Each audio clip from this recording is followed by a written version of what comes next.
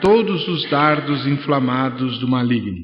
Tomai também o capacete da salvação e a espada do Espírito, que é a palavra de Deus, com toda a oração e súplica, orando em todo o tempo no Espírito, e para isto vigiando com toda perseverança e súplica por todos os santos, e também por mim, para que me seja dada no abrir da minha boca a palavra, para com intrepidez fazer conhecido o mistério do Evangelho, pelo qual sou embaixador em cadeias, para que em Cristo eu seja ousado para falar, como me cumpre fazer. Nós temos analisado as diversas partes da armadura, que compõem o cristão, e nós já vimos em mensagens anteriores o cinto da verdade, a couraça da justiça, as botas da preparação do Evangelho da paz. Domingo passado estudamos o escudo da fé e também no passado já estudamos o capacete da salvação.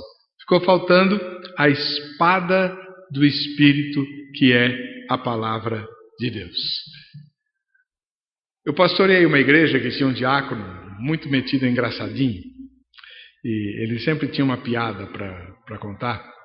E uma das que ele mais gostava de contar para mim, quando terminava o culto, na saída, ele chegava: reverendo, sua mensagem hoje foi uma espada. Aí eu dizia: penetrante? Não. Chata e comprida. E ele contou essa piada para mim, eu acho que mais de 12 vezes. Sua mensagem foi uma espada, chata e comprida. Essa é a imagem que eu fiquei na minha cabeça da espada. E toda vez que eu leio o texto sobre a espada do Espírito, eu lembro do Marcão, com as piadinhas infames dele.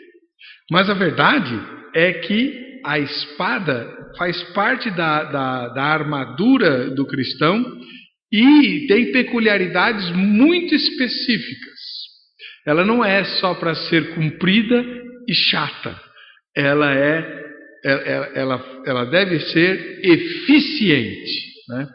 Eu vejo 3 coisas na espada do Espírito que eu gostaria de chamar a atenção para a nossa necessidade aqui na Igreja do Moinho Velho. A primeira delas é que a espada é uma arma de manejo direto. O apóstolo Paulo fala: embraçando o escudo da fé e portando a espada do Espírito. Como nós vimos no domingo passado, são os 2 braços do soldado estão ocupados na batalha, um com o escudo, o outro com a espada. Não sobra mão, não sobra braço para ficar se distraindo, fazendo qualquer outra coisa.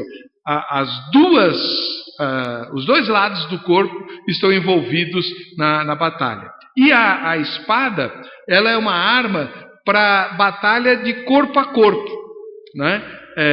Muitas vezes a gente acha que a Bíblia, a palavra de Deus, é uma espécie de míssil teleguiado. A gente, eu preciso alcançar alguém e tal. Então você manda o míssil, a palavra teleguiada. Não, ela não foi feita para ser lançada. Ela foi feita para que você use o corpo a corpo, o relacionamento interpessoal. A palavra de Deus também não é uma bomba, uma granada que você atira para longe. É uma espada. Ela tem que estar na tua mão. E você vai usá-la contra o inimigo que está perto de você, que está junto de você. O apóstolo Pedro diz que o leão ruge ao nosso redor, buscando nos devorar. O apóstolo Paulo, no texto que nós falamos, fala sobre principados, potestades, dominadores do mundo tenebroso, forças espirituais do mal nas regiões celestes. São poderes que estão à nossa volta e que nos envolvem e que estão perto de nós, e é preciso lutar corpo a corpo contra eles. Mais ou menos como Jacó fez lá no Val de Jaboque. Outra coisa que a espada, como sendo uma arma de manejo direto, nos traz à mente, é que ela precisa ser manuseada com destreza. O Salmo 144, que nós lemos no início do culto, fala exatamente disso, que Deus é aquele que adestra as mãos para a batalha e os dedos para a guerra. Bendito seja o Senhor, rocha minha, que me adestra as mãos para a batalha e os dedos para a guerra. Para usar a espada, você tem que estar adestrado. O apóstolo Paulo, escrevendo a Timóteo, seu filho na fé, tem um versículo que nós conhecemos muito bem.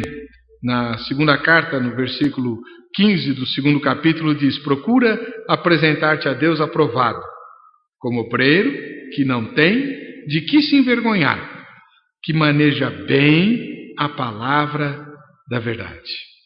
Deus adestra as mãos para a batalha e eu preciso me esforçar para manejar bem a palavra da verdade. Deus opera em nós e nós cooperamos com Deus por meio do nosso treinamento para usar a palavra. Agora, como é que você consegue isso?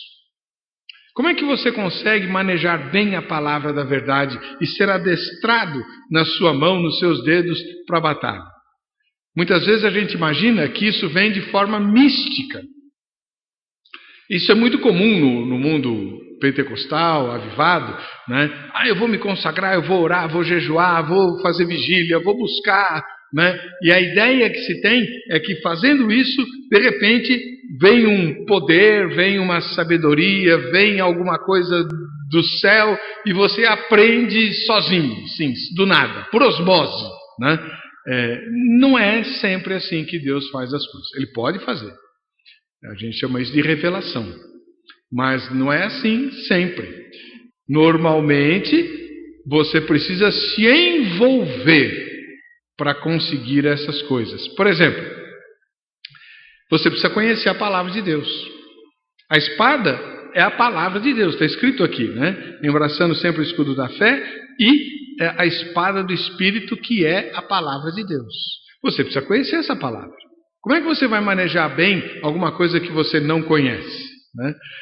Eu me lembro de um professor muito querido no seminário, e ele estudou muita teologia e tal. De vez em quando ele falava algumas coisas. Não, como está escrito na Bíblia em tal lugar.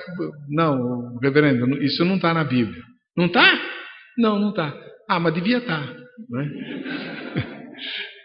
Enfim, ele precisa conhecer as Escrituras, né? Esse em primeiro lugar, a coisa mais fundamental para eu usar a espada do Espírito, eu preciso conhecer a Bíblia. E o Espírito Santo não vai me ensinar a Bíblia se eu tiver acesso a ela. Deixa eu explicar essa frase. Há lugares no mundo, e houve momentos na história, em que o povo de Deus ficou privado da palavra. Nestes casos, o Espírito Santo instruía, sim, as pessoas como deveriam agir. Mas se você tem acesso à Bíblia, se você tem acesso à palavra de Deus, o Espírito Santo não faz o que você tem de fazer. Esse é um princípio que vale para todas as ações de Deus. Deus não faz o que você tem de fazer. A tua parte é tua, a parte de Deus é dele. A parte dele ele faz, mas você tem que fazer a sua. O exemplo mais claro, né, e cheiroso disso é a ressurreição de Lázaro. Jesus trouxe Lázaro de volta à vida, 4 dias depois de morto e sepultado. Mas ele não moveu uma palha para tirar a pedra da porta do túmulo. Ele mandou os homens fazerem isso, porque os homens podiam fazer isso. Não podiam devolver a vida a Lázaro, mas podiam remover a pedra. É assim que Deus age. Então, conhecimento místico da Bíblia você não vai ter. Nós temos privilégios insondáveis aqui, né, no Brasil. Você tem acesso a dezenas de versões da Bíblia, no formato, no tamanho, do jeito que você quiser. Nós somos privilegiadíssimos em relação a isso. Muito diferentemente dos nossos irmãos da Coreia do Norte, cujas porçõezinhas da Bíblia, folhetos com porçõezinhas da Bíblia, são contrabandeados com balões, né? O pessoal da Coreia do Sul coloca porções da Bíblia, amarra em balões, esses balões de gás, e solta quando o vento está soprando na direção da Coreia do Norte. E esses balões vão cair lá na Coreia do Norte e alguém vai pegar e vai ter acesso àquela porçãozinha das Escrituras. Olha só, e eles valorizam muito isso. Nós temos a Bíblia toda à nossa disposição, a hora que quiser, do jeito que quiser, então nós precisamos conhecer a palavra, como o hino que nós cantamos.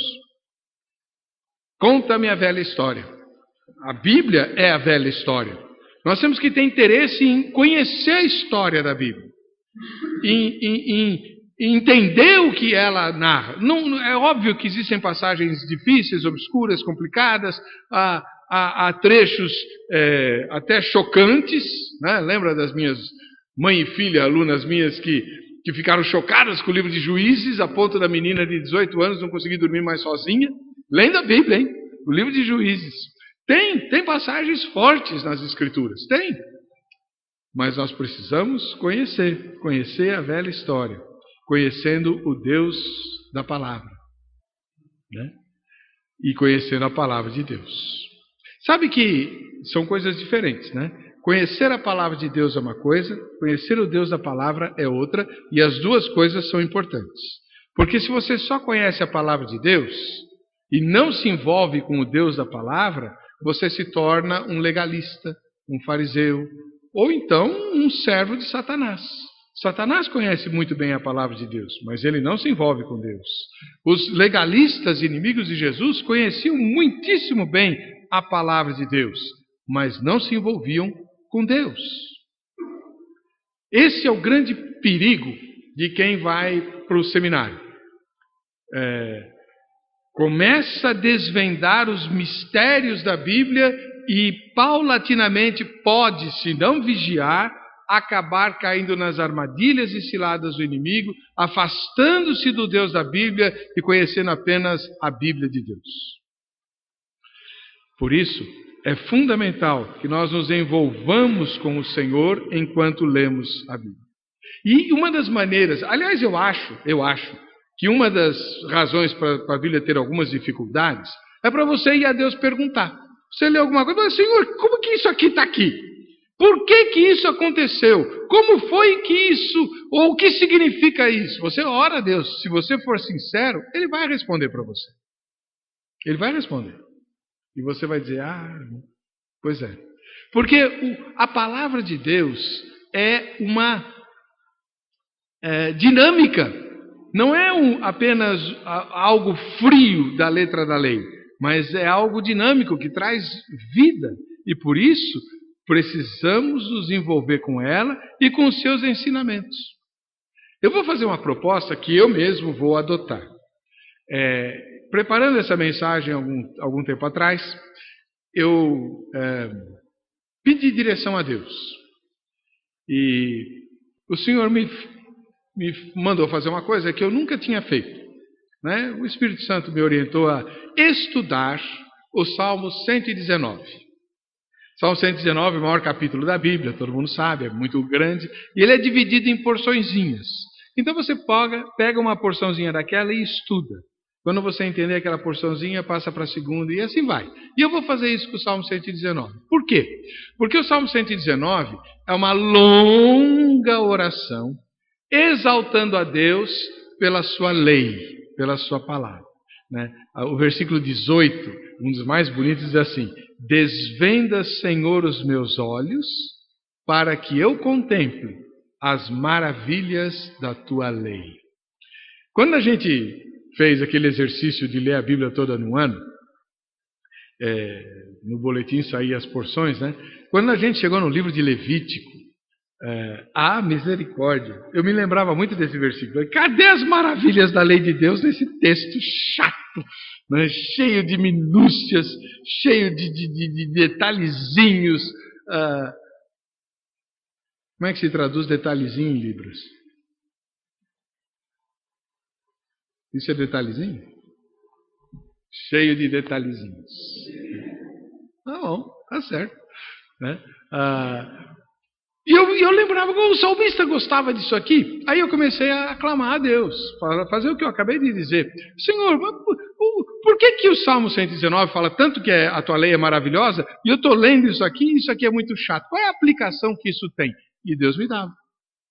E Deus me dava a aplicação. E aí eu dizia, puxa, né? E agora, faz tempo que a gente fez essa leitura, eu quero me concentrar no Salmo 119, porque eu quero mergulhar nas maravilhas da lei de Deus. E essa oração, dada pelo Espírito Santo, vai nos ajudar a enxergar a Bíblia de uma maneira diferente. Porque vamos combinar, irmãos, no nosso tempo, ler a Bíblia está fora de moda. A gente não quer mais ler a Bíblia. A gente não quer mais ouvir o que ela tem a dizer. Nós queremos outras coisas, nós queremos desafios novos, queremos músicas novas, ritmos novos, coisas que nos entretenham, que nos divirtam, que nos façam nos sentir bem. Né? E a Bíblia, ela não muda, ela é igual desde sempre, é chata. Nós temos deixado a Bíblia de lado. A verdade é essa. A espada do Espírito não está na nossa mão, está na bainha, na prateleira, tomando poeira. Né? Antigamente, a Bíblia tinha o apelido de desodorante, porque ela ficava embaixo do braço do crente. Hoje não fica mais, pode andar na rua, vê se você encontra, a gente tem a Bíblia no celular, né? E eu fico imaginando todo mundo que está lendo a Bíblia no celular, se ele está lendo a Bíblia mesmo, se ele está conferindo as redes sociais. Hoje você vai saber. Né? Enfim, eu prefiro ainda a de papel. Né? Tipo desodorante. Desvenda os meus olhos para que eu contemple as maravilhas da tua lei, Senhor. Então a primeira coisa que a gente precisa ter em relação à espada é conhecê-la. Saber o que ela diz, entendê-la, se envolver com ela. A segunda coisa que me chama a atenção no texto é que o apóstolo Paulo associa a espada do Espírito com a oração. É uma arma parceira da oração que vem no verso 18. Com toda oração e súplica, orando em todo o tempo no Espírito. Orando. Né? Interessante isso. Porque você lê a Bíblia, Deus fala com você. E aí você vai para a oração e você fala com Deus. O que Paulo está mostrando é que estas armas, a espada do Espírito e a oração em todo o tempo, são dinâmicas do relacionamento interpessoal com Deus. Elias tinha isso de forma muito viva no seu ministério. Se você ler a história de Elias, você vai ver que toda hora ele falava assim: tão certo como vive o Senhor, perante cuja face estou, vai acontecer isso, vai acontecer aquilo. Ou não vai acontecer isso, não vai acontecer aquilo. Ele estava permanentemente diante da face de Deus. Havia um relacionamento interpessoal muito forte, muito grande, muito intenso entre Deus e Elias. E Deus espera isso de cada um de nós. Né? Por que Jesus orava tanto? Você lê os evangelhos, é chocante a quantidade de tempo que Jesus se dedica à oração. E ele era Deus, o próprio Deus. Aliás, uma situação meio estranha, né? Ele falando com quem? Né? Falando com o Pai. Né? Algo meio esquisito, né? Um Deus falando com ele mesmo. Mas esses são os mistérios da Trindade. Mas o fato é que Jesus orava. Se retirava para orar, gastava horas orando, dava grande valor à oração, a ponto dos seus discípulos dizerem: olha, nós queremos orar também, nos ensina a orar. Né? E a oração é a respiração da alma. É preciso que a gente ore, mas é preciso que nós estudemos a palavra.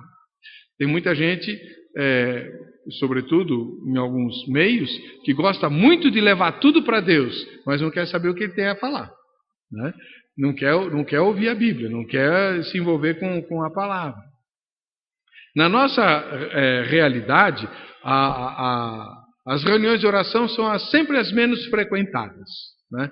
Se você fizer um ranking de frequência das atividades da igreja, pode apostar que a atividade menos frequentada vai ser sempre a reunião de oração. Tem até um autor muito festejado que fala que a única dependência da igreja que não precisa nunca ser ampliada é a sala de oração. Sempre vai ter espaço para quem quer orar, porque sempre tem menos gente buscando a oração. Por quê? Não damos valor a isso? E depois nós queremos vencer os nossos inimigos, queremos vencer os desafios, queremos vencer os obstáculos, nos insurgimos contra o fato de principados e potestades se levantarem contra nós, onde é que Deus estava que não me protegeu? Ué, Ele te deu uma armadura, você não está usando as armas que Ele te entregou para enfrentar e vencer esses desafios e esses inimigos. A oração é parceira da Bíblia. A Bíblia sem oração é um livro. A oração sem a Bíblia é um discurso. Precisa ver as duas coisas juntas. Você fala e Deus responde. Deus fala com você e você responde ao Senhor. É desse modo que funciona. E em terceiro lugar, irmãos, a espada é a arma de ataque. Aliás, a única arma de ataque em todo o equipamento descrito pelo Senhor. Única. Não tem outra. Todas as outras coisas que Paulo descreve são para defesa. Para atacar é só a espada do Espírito. E a espada do Espírito, diz a Bíblia, tem que ser penetrante. Em Hebreus, capítulo 4, versos 12 e 13, outra palavra muito que a gente conhece bem, né? Porque a palavra de Deus é viva e eficaz, e mais cortante do que qualquer espada de dois gumes, e penetra até ao ponto de dividir alma e espírito, juntas e medulas, e é apta para discernir os pensamentos e propósitos do coração. E não há criatura que não seja manifesta na sua presença. Pelo contrário, todas as coisas estão descobertas e patentes aos olhos daquele a quem temos de prestar contas. O texto mostra que a palavra de Deus, a espada do Espírito, ela é penetrante. Ela penetra até o ponto de dividir o indivisível. Quando o autor dos Hebreus fala dividir alma e espírito, juntas e medulas, ele está falando de dividir o que é indivisível, né? Ela é tão penetrante que ela faz o que é impossível, porque ela vai até o fundo, ao cerne, ao âmago da questão. E diz o texto, ela julga os pensamentos e os propósitos do coração. Quando a gente lê a Bíblia de forma honesta, buscando de Deus resposta, buscando envolvimento com Deus de verdade, se você tem alguma coisa que está meio fora do lugar, errada, né, a Bíblia vai mostrar para você. Essa coisa vai ficar pulando no texto, na tua frente, vai ficar te incomodando. É assim que ela penetra. E por isso é importante que você não endureça o coração. Você precisa aceitar isso. É Deus te admoestando, né? Deus te corrigindo por meio da palavra. A palavra vai penetrar e aí você se abre para Deus. Fala, Senhor, está aqui. Eu tenho esse problema, eu tenho esse erro, eu tenho esse pecado. Eu preciso me corrigir aqui. Me abençoa, me instrui, me ajuda. Quero confessar, quero abandonar, né? E assim você segue em frente. Conheço várias pessoas que eram religiosas, não cristãs, não evangélicas, e que ganharam uma Bíblia, e começaram a ler a Bíblia, e descobriram que tinham erros graves na vida, e começaram a abandonar esses erros e a buscar a Deus, e assim se converteram. É assim que ela funciona, é assim que a palavra penetra e funciona. Por isso, meu irmão, minha irmã, nós que temos a tradição de termos sido criados na igreja, de ouvirmos a Bíblia desde criança, nós precisamos resistir à sugestão diabólica que ele faz. Ah, isso eu já sei. Ah, o pastor vai pregar, isso eu já sei.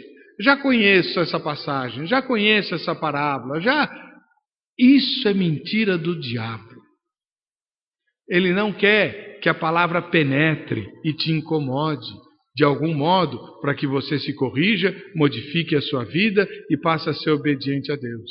Então, ele te ilude com um conhecimento superficial. Mas o texto de Hebreus diz que a palavra precisa penetrar até o âmago, até julgar as intenções do coração. Mais uma vez eu vou usar o exemplo de Ló. Se qualquer um de nós fosse perguntado sobre Ló, nenhum de nós o elogiaria. Mas o apóstolo Pedro, inspirado pelo Espírito Santo, diz que o coração de Ló era temente a Deus. Só Deus sabia disso. Pois é, a espada do Espírito julga as intenções do coração. Provérbios diz em 2 lugares diferentes que todo caminho para o homem parece bom. Tudo que o homem faz, todas as decisões que eu for tomar, eu vou julgar boas, porque senão eu não tomo. Certo? Se eu escolhi fazer alguma coisa, é porque eu acho que aquilo é bom. E eu sempre tenho razões para justificar a minha escolha. Mas, diz Provérbios, Deus pesa os espíritos. Deus pesa o espírito. Né? Todo caminho parece bom aos olhos do homem, mas o Senhor pesa o espírito. Ele avalia a verdadeira intenção do coração, porque Ele conhece o nosso coração. E como Ele conhece o nosso coração, e a espada do Espírito é a palavra de Deus, essa espada penetra no nosso coração e o Espírito Santo mostra a nossa verdadeira intenção. Por isso que Davi orava: sonda-me, ó Deus, e conhece o meu coração. Me livra de todo o caminho mau. Muitas vezes a gente precisa pedir que Deus vá lá no fundo da nossa alma e mostre o nosso verdadeiro eu, para nós mesmos. Porque nós nos iludimos, nos enganamos o tempo todo e precisamos saber quem somos. Por que queremos tais coisas? E Deus vai mostrar. E aí nós podemos decidir se vamos obedecer ou não. A palavra fere. A espada fere. Lembra de Malco? Né? O servo do sumo sacerdote que Pedro cortou a orelha dele? Foi com uma espada. A espada machuca, ela fere. Ferir com a palavra de Deus traz vida. Agora, é possível usar a Bíblia para ferir as pessoas gerando morte. É o que fazem os legalistas. É o que faz o diabo. O diabo usa a Bíblia. Ou como usa? Ele usou a Bíblia com o próprio Jesus. Aliás, você sempre percebe porque ele vai usar a palavra de Deus fora do contexto, com o objetivo claro e explícito de reafirmar o propósito egoísta do diabo contra Deus. Quando ele foi tentar Jesus lá no deserto, Jesus respondeu lá com a palavra de Deus: nem só de pão viverá o homem, mas de toda a palavra que sai da boca de Deus. Quando o diabo mandou ele transformar a pedra em pão. Você vai usar a Bíblia? Então tá bom. Então levou ele lá para o pináculo do templo e disse: agora você vai se atirar abaixo, porque está escrito: aos seus anjos dará ordens a teu respeito para te sustentarem e impedirem que você tropece em pedra. Do diabo você toma um texto da Bíblia, verdadeiro. E Jesus respondeu: também está escrito: não tentarás ao Senhor teu Deus. Eles estavam esgrimindo, né? A espada é para esgrimir, não é para mandar míssil teleguiado. E Jesus ganhou o duelo, né, com Satanás. Graças a Deus, ele é a palavra viva. Mas o diabo usa a palavra. Mas você vai perceber, ele está usando a Bíblia, qual a finalidade, qual é o objetivo, onde isso vai dar? Se for dar num objetivo egoísta e que desonra a Deus, então é cilada do maligno. É legalismo. Lembra? Jesus estava conversando com algumas pessoas e se aproximou um grupo de homens usando a Bíblia e arrastando uma mulher. A história está lá em João capítulo número 8. A mulher tinha sido apanhada em flagrante adultério. Ela estava errada. Ela estava em pecado. Né? E eles estavam usando a lei, a palavra de Deus, para levá-la à morte. E disseram para Jesus: olha, nós não podemos fazer nada. Ela estava adulterando e Moisés, o texto sagrado, a palavra de Deus, manda apedrejar a mulher que faz isso. E é o que nós vamos fazer. O que é que o senhor tem a dizer? Veja, estava na lei? Estava na lei. Eles mentiram? Não. Ela estava adulterando? Estava. A lei mandava apedrejar? Mandava. Tudo certo. Então, se a gente ficar na letra fria da lei, que é o grande problema do legalismo, nós vamos fazer o absurdo, que era tirar a vida daquela mulher. E Jesus diz: não. Quem tiver sem pecado, jogue a primeira pedra. Vocês vão cumprir a lei no estrito sentido da lei? Examine-se, pois, o homem a si mesmo. Você pode jogar a pedra nessa mulher? E aí, começando pelos mais velhos, todo mundo foi embora. E ninguém apedrejou a mulher. Veja, a atitude do legalismo é querer matar, destruir, em nome de Deus, por causa da lei. Mas Jesus encontrou-se com outra mulher, também pecadora, a samaritana, e salvou aquela mulher. Transformou a vida dela. Libertou-a. Nunca mais ela teve sede, né? Ela bebeu da água da vida. E Jesus mostrou o pecado dela e a corrigiu. Olha a diferença de postura. Aqueles homens não queriam corrigir e nem salvar a alma, a vida daquela adúltera. Eles queriam sangue, mas Jesus queria resgatar aquela vida. É assim que a palavra de Deus, a espada do Espírito, funciona. Se ela é usada legalisticamente, ela mata, ela fere, ela destrói. Mas se ela é usada do jeito que Deus quer que seja usada, ela restaura, ela cura, ela sara, ela extirpa o pecado e produz salvação, saúde, vida eterna.